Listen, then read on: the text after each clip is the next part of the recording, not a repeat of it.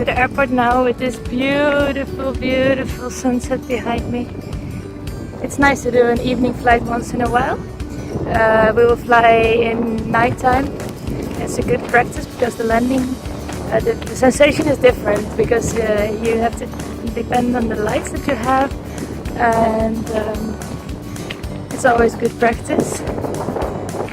And today's a short day, so I'm happy. So I've done a lot of flights this week, really from Monday to Friday. I didn't have much time to vlog for that reason. So I hope you're happy seeing the Q&A with Marie that I did.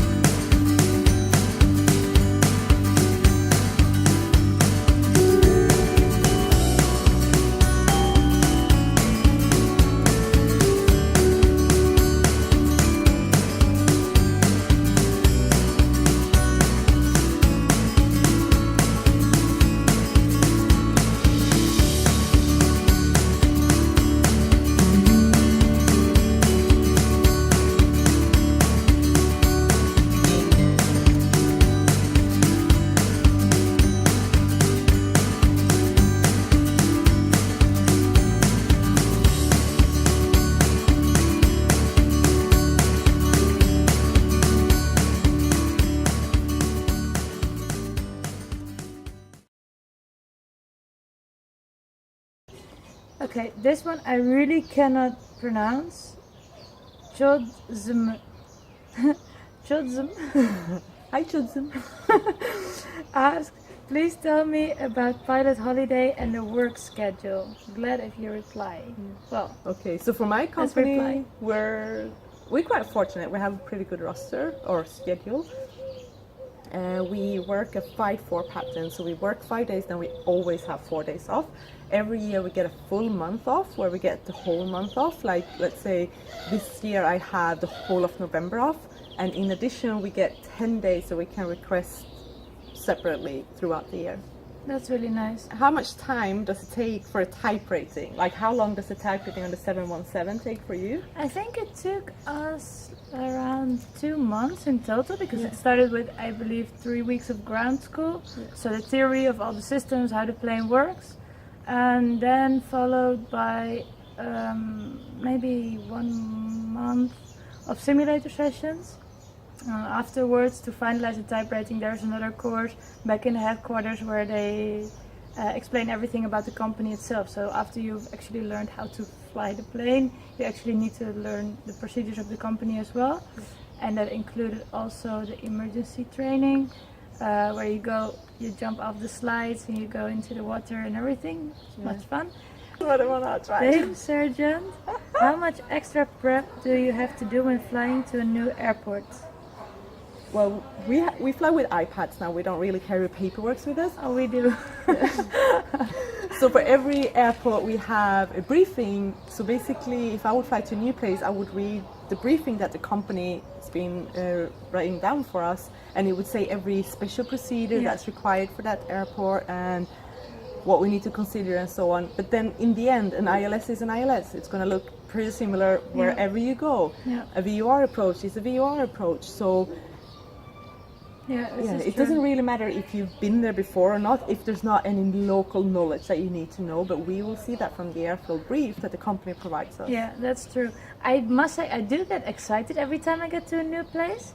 And indeed, it's not so much about the flying itself, it's more that I get to see something new. Exactly. Because You after, want to know what the view when looks I do, in the winter, I do a lot of the same routes and Yeah. daily the same routes, and then at a certain moment, yes, it does get boring. So, I mean, finally getting to a new place for me is still quite exciting, but it requires just maybe the evening before I would read through it and be sure that I haven't forgotten anything. But that's it. It's not that we really have to study for it. Ah, Shreya Bandari 0801 asks, do we need to maintain good grades and health to become a pilot? Also, do we need to maintain a certain weight to become a pilot? Well, yes and no. They wouldn't judge you if you're not super healthy, but you do have to pass your medical exam every year. Yeah. And they will look for cholesterol, they will check your blood pressure, they will check your heartbeat, they would do a pretty formal examination. So you need to have to be healthy, but you don't have to be an athlete. That's it. It's not that I don't feel that I have to sacrifice in anything in order to be a pilot. But I do actually like to work out because I feel more fit when I do that, and especially on long flights. I notice if that same morning I went to the gym, you would say, but if you wake up earlier, you actually get more tired. But I feel so much more.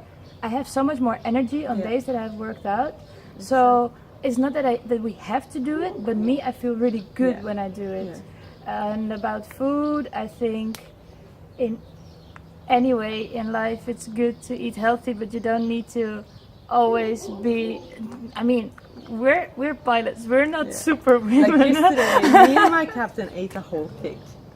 Yeah, so exactly. You can do that from time to time. I probably wouldn't do it every flight, but it's also our own preferences. I think there's many pilots in the world who do not care a single bit about what they eat or how much they work out. So I think this is also a personal thing for us, that we like to do sports. But I mean, it's never bad to maintain a healthy lifestyle. Exactly. How old were you when you became a pilot? I didn't start flying before I was 24. So I took my first flight when I was 24, and I started flying commercially when I was 30. But that's good. It's actually nice, because I remember there were some other people who asked, I'm 23 years old, is it too late to start flying? Really, you're probably still one of the younger ones if you start flying at 23. Yeah. Okay, last question. Nita Sue 987 asks, how comfortable are you guys while flying? It seems stressful. Plus, a potentially uncomfortable uniform or tie could be annoying. Piloting seems like a lot of responsibility. It is a lot of responsibility. You can't forget that you have almost 200 passengers in the back. You have a responsibility for them. I feel comfortable. I feel more comfortable flying an airplane than I do driving a car. Yeah.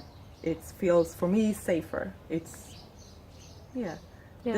tie, maybe it's not the most comfortable. I wouldn't wear a tie on my free time. I wear it at work because it's part of my uniform, and it's.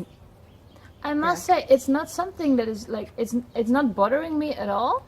But on hot days when I come home, the first thing I do is take off my tie. The rest of the uniform could stay on for a little longer, but the tie is something that I take off immediately. But during flying, really, it's not a problem. It's actually, it's quite comfortable even.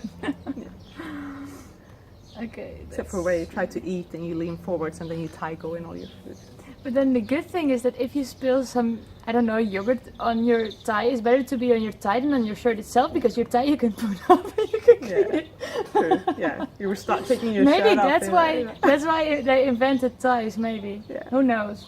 Use it as a napkin. All right. I think that's I think that's enough. Sure. Sorry we couldn't answer all of your questions, but you have been so excited and so enthusiastic about all the questions, and obviously we cannot answer everybody, but we can do it some more time. Yeah, and I really hope that you liked this video. I hope that we answered at least some of your questions. And look, by the way, at her shirt. It's only now that I noticed. That's a great shirt for this. I know. I think it was. Does it say the company here? Aviation Lifestyle Clothing. Yes. This was given to me when I was in Miami, and it was so sweet because this company in Miami, they actually left me, Malin and Maria when we were there. They left us a goodie bag each at the hotel. So nice. And this one was in here, and I really like it. I wear it all the time. It's really beautiful. Yeah, I like it. Alright, thank you so much for watching. It has been a pleasure answering all your questions. Let's see, maybe we do it again sometime. Now it's time to go to bed because both me and Maria have been on early flights this week, and it has been crazy. long days, so it's time to go to bed. The sun is going down, and make sure you put your thumbs up, subscribe to my channel, follow Maria on Instagram, but I think you already do so. I mean, everybody follows Maria already, right? Come on, no, they don't. Everybody follows Lindy. Follow me on Instagram. And yeah, see you next week.